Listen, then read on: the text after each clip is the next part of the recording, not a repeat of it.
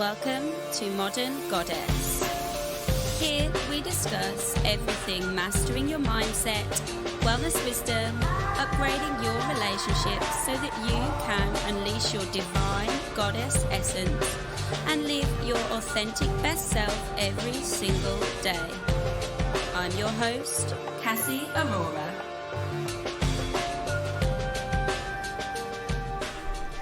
Welcome back to the podcast. I'm so happy that you have joined me once again for this astrology update, which you definitely don't want to miss, so well done for making it here. And I'm recording this from my bed because I am still quite poorly with the coronavirus. I'm like day 9 now. But I never really got to the point where like I was really sick. You know, when you're really ill and you're just in bed and you can't get out. Never really got to that point, but I feel really drained and tired. But you know, my body is also growing a human being. And I was okay feeling tired and not being able to leave the house, you know. It really tested me for a few days. Like, it definitely was like a huge kind of culmination of the astrological energy for me. Literally, Saturn in my 4th house, and 4th house is your home. Saturn is colds, being constricted, restricted, and I'm literally restricted to my home. And I know everyone is right now, but for me it brought up loads of rubbish, and it definitely brought up loads of stuff around my mum. The 4th house is also the mother, because Alex's mum got quite sick one of the nights and was very breathless, and it was quite scary. And it made me realise that I have a lot of stuff that I need to deal with around sick people. Not that I'm scared of them, it's like the fear I get, and just generally being poorly, which I didn't think was an issue, but like I'm definitely noticing like how emotional I was about it. It's not reflective of like if someone has a normal cold. And I don't know if that's because, you know, I'm always like, don't listen to the media, you know, because they don't always have our best interest at heart. You know, it's always better to really think and decide for yourself after you take like non-biased information in. But knowing everything I know about viruses, about the virus, literally still it really messed with my head. So there was a lot going on, and I don't wish this virus on anyone. It's vile. But yes, I'm not going to get into the politics of all that, not on the podcast. And it's been a crazy week all round. You have probably, especially if you're in the States, already seen how this crazy energy is playing out. I said it would be like this in my webinar, but these are also playing out in your personal life as well. And there is so much we can do to evolve and see everything through the lens of truth and wisdom, and use it for our betterment. And you know, everything that is happening in the world is a reflection of our consciousness. So instead of playing the blame game, we can use astrology to work in and work with the energies and decide what the events that are happening really mean for us and what there is to learn.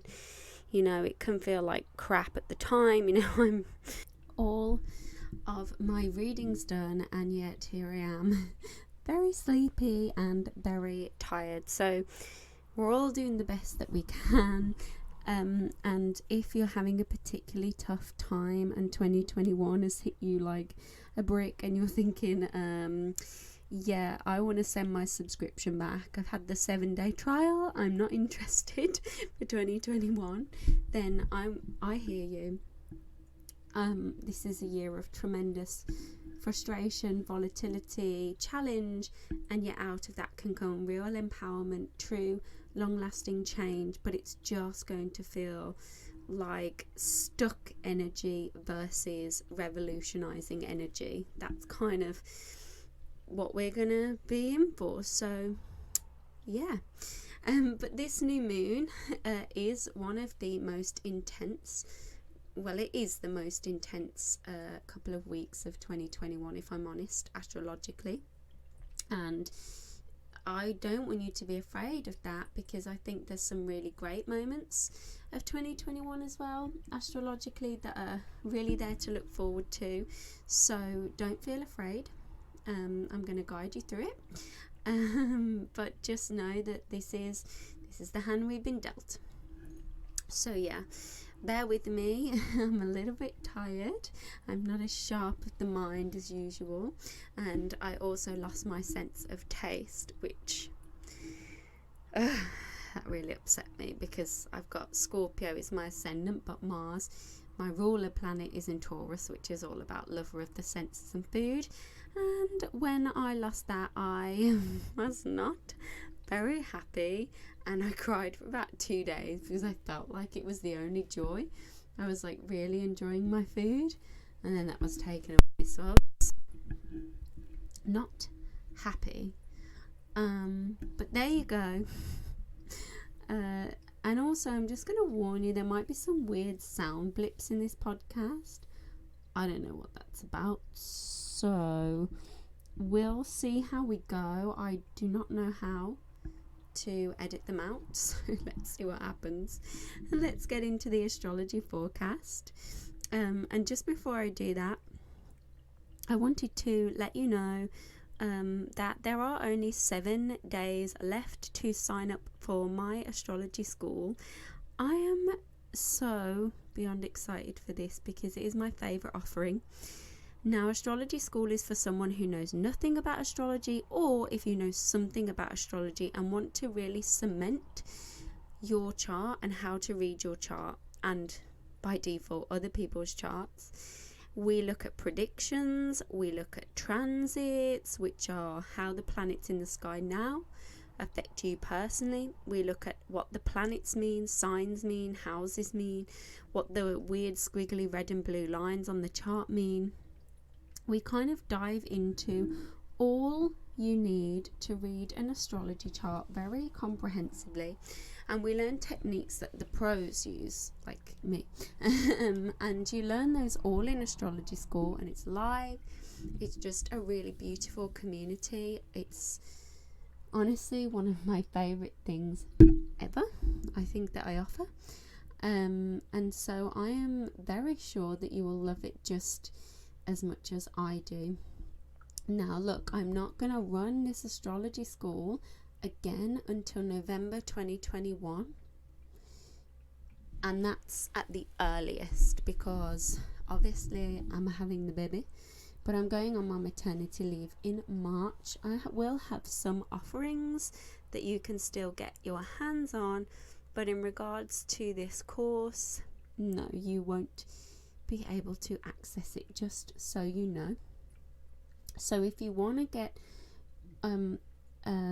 get your spot on the astrology school, the last one really for most of the year, then please just directly message me on Instagram, or drop me an email, and we'll set up a time to chat, or we can always discuss over Instagram Messenger if you want to, but it's time to sign up if you want to be in that, and then you'll, by the end of February, reading your astrology chart like a pro.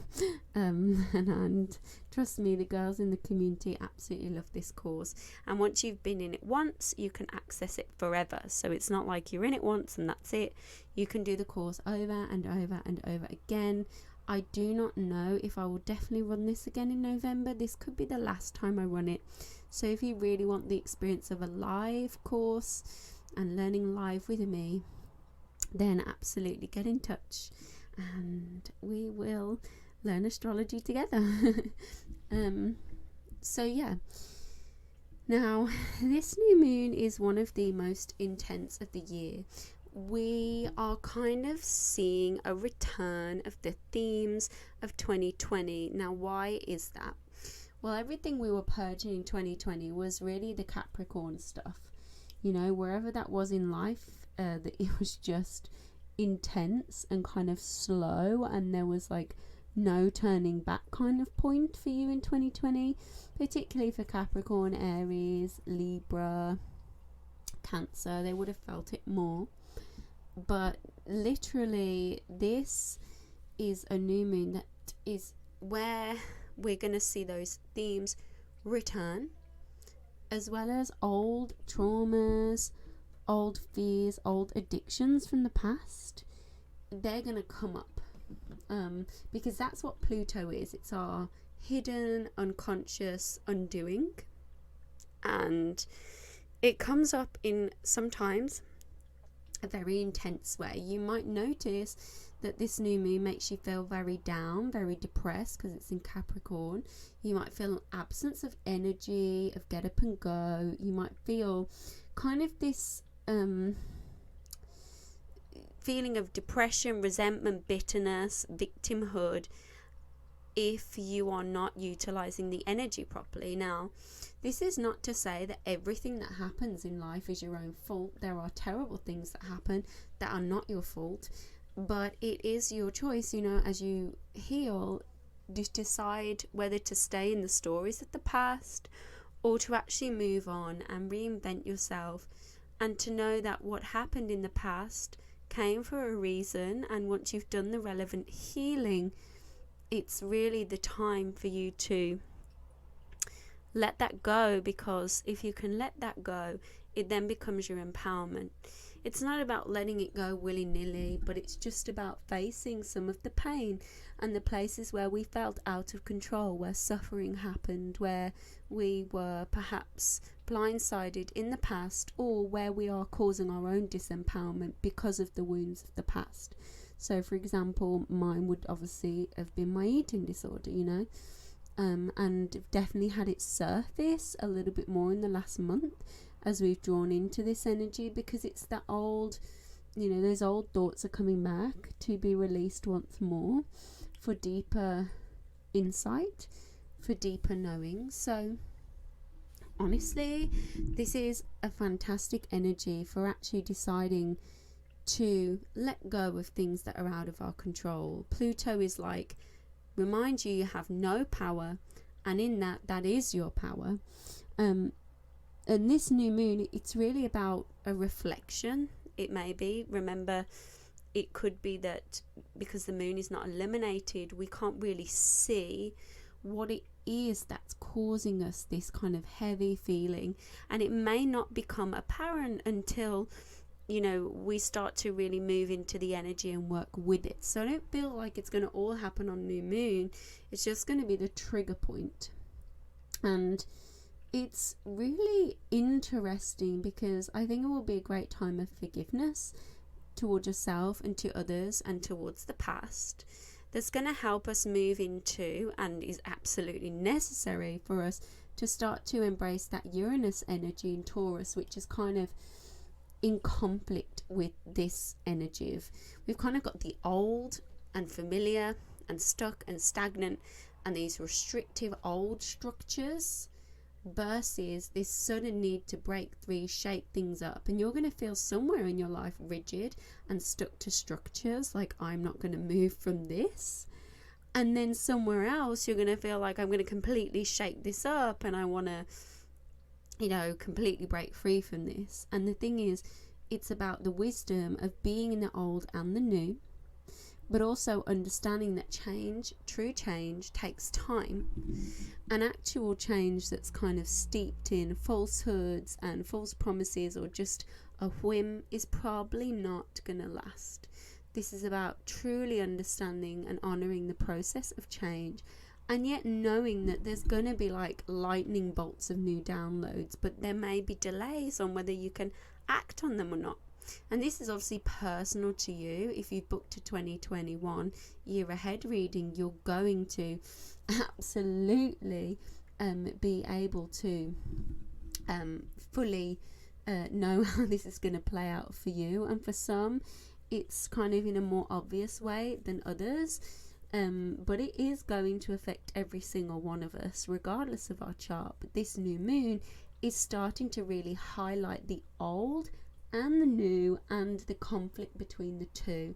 And it's going to feel perhaps a little bit frustrating, Debbie Downer. It's going to feel like the energy is all over the place, and we're going to see that on the collective. So when you browse the social media, or you decide to, chit chat to anyone, you go outside your house, you're going to see a manifestation of this. It's going to be difficult times, and it's really important that we remember to slow down before we jump to conclusions. Everyone is trying to do the best with all of this new information. No one really knows the truth.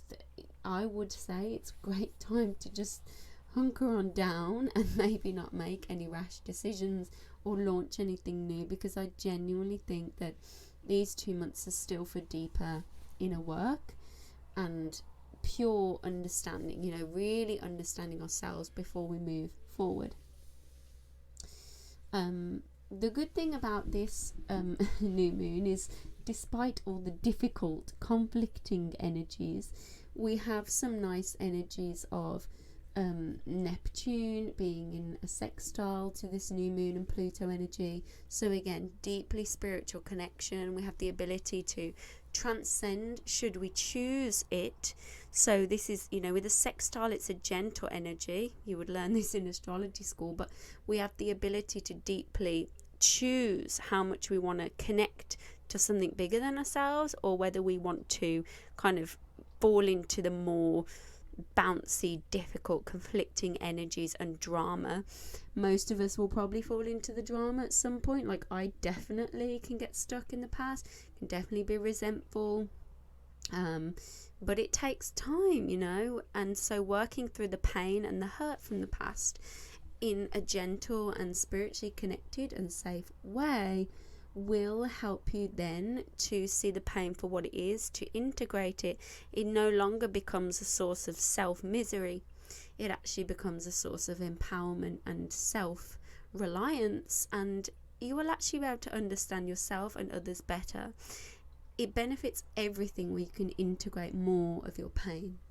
And so this is really the energy. I don't want you to fall into guilt traps, self-punishment, just all those low vibrational energies you might drop into at the beginning, and I want you to catch yourself doing it and try to tap into the deeper meanings behind everything, because there is the energy here to transcend, but you have to dive into it, because there's so much dramatic, kind of loud, shouty energy going on out there.